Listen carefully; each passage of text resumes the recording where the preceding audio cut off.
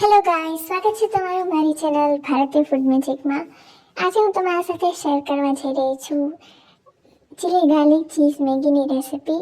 અને જેવી સાંજ પડી એવી મને મેગી ખાવાનું મન થયું. પણ આપણે જે નોર્મલ મેગીને મસાલા મેગી બનાવતા હોય એનું મને ખાવાનું મન નહોતું. પણ પછી મને વિચાર આવ્યો કે હું કંઈક અલગ મેગી ટ્રાય કરું. તો એના માટે મેં ચીલી ગાર્લિક ચીઝ મેગી બનાવી અને ટેસ્ટમાં ખૂબ જ સરસ અને ટેસ્ટી બની હતી. તમે ઘરે જરૂરથી ટ્રાય કરજો. તો એના માટે આપણે મેગીને કૂક કરી લેવાની છે અને એને ઓવરકૂક નથી કરવાની.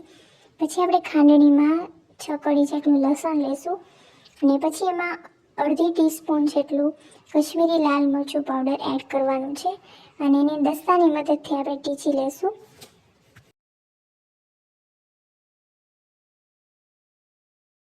સ્મૂથ પેસ્ટ રેડી થઈ જાય પછી આપણે એમાં થોડું એવું પાણી એડ કરશું અને એને એકદમ સરસ રીતે મિક્સ કરી લેવાનું છે.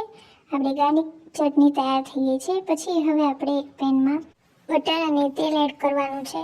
જો તમારે એકલા બટરમાં બનાવવી હોય તો તમે એકલું બટર પણ લઈ શકો છો અને તમારે એકલા તેલમાં બનાવવી હોય તો એકલું તેલ પણ લઈ શકો છો. પણ મેં બેયનું કોમ્બિનેશન લીધું છે.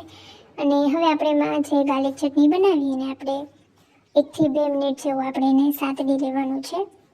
અને સતળાઈ જાય પછી આપણે એમાં મેગીનું પાણી એડ કરવાનું છે. જે આપણે મેગી બાફી ત્યારે એમાં જે થોડું પાણી વધ્યું હોય મેં એ પાણીનો જ ઉપયોગ કરેલો છે. અને પછી આપણે એમાં મેગી ટેસ્ટ મેકર ઉમેરી દઈશું અને પછી એને એકદમ સરસ રીતે મિક્સ કરી લેવાનું છે. અને પછી આપણે જે મેગી બાફી એ મેગી એડ કરી દેવાની છે. અને આમાં આપણે એક્સ્ટ્રા કોઈ મીઠું ઉમેરવાની જરૂર નથી, કેમ કે જ્યારે આપણે મેગી બાફી ત્યારે એમાં થોડું મીઠું એડ કરેલું હતું.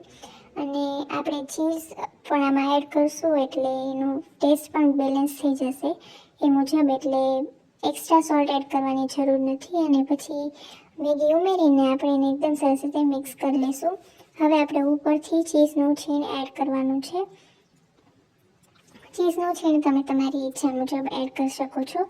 અને પછી આપણે ચીઝનું છીણ એડ કરી અને એને 5 મિનિટ સાવ ધીમી આંચે એને 5 મિનિટ સુધી એને થોડું એવું કૂક કરી લેશું એટલે જે આપણું ચીઝ છે એ એકદમ સરસ રીતે મેલ્ટ થઈ જાય. અને હવે આપણું આ ચીઝ એકદમ સરસ રીતે મેલ્ટ થઈ ગયું છે. હવે આપણે એમાં ઉપરથી થોડી કોથમરી એડ કરશું અને પછી આપણે એને એકદમ સરસ રીતે મિક્સ કરી અને એને આપણે ગરમા ગરમ સર્વ કરીશું. અને આ મેગી ખૂબ જ ટેસ્ટી બને છે. તમે ઘરે જરૂરથી ટ્રાય કરજો. અને મેં ઉપરથી પણ થોડું એવું ચીઝ એડ કરેલું છે. તમે તમારી ઈચ્છા મુજબ એડ કરી શકો છો. અને જો તમે મારી ચેનલને હજી સબસ્ક્રાઈબ ન કરી હોય તો સબસ્ક્રાઈબ કરી લેજો, જેથી તમને મારા વિડીયોની નોટિફિકેશન સૌથી જલ્દી મળી જાય. અને વિડીયોને લાઇક કરજો અને શેર કરજો. Thank you so much for watching.